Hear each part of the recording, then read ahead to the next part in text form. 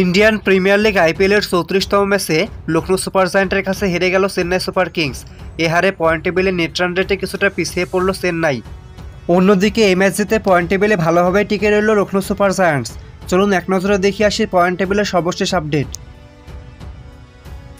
Point টেবিলের একেবারে তলানিতে রয়েছে রয়্যাল চ্যালেঞ্জার্স বেঙ্গালুরু।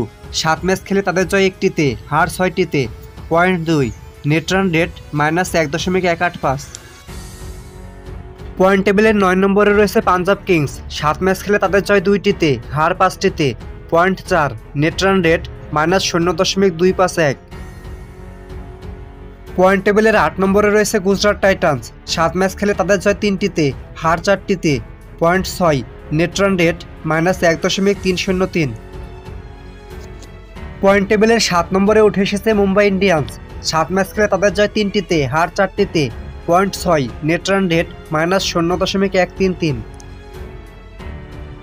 পয়েন্ট টেবিলের 6 নম্বরে উঠে এসেছে দিল্লি ক্যাপিটাল। 7 ম্যাচ খেলে তাদের জয় 3টিতে, হার 4টিতে, point 6, net run rate -0.074।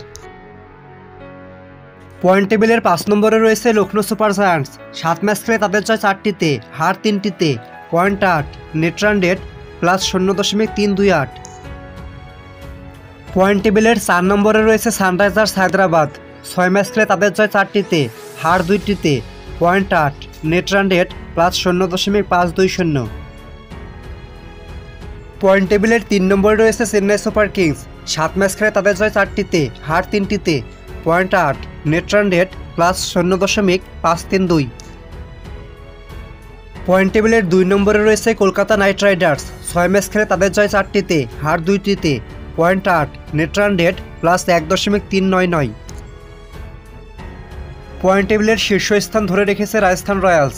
7 match খেলে তাদের জয় 6টিতে, হার 1টিতে, পয়েন্ট 12, নেট রান রেট +0.677।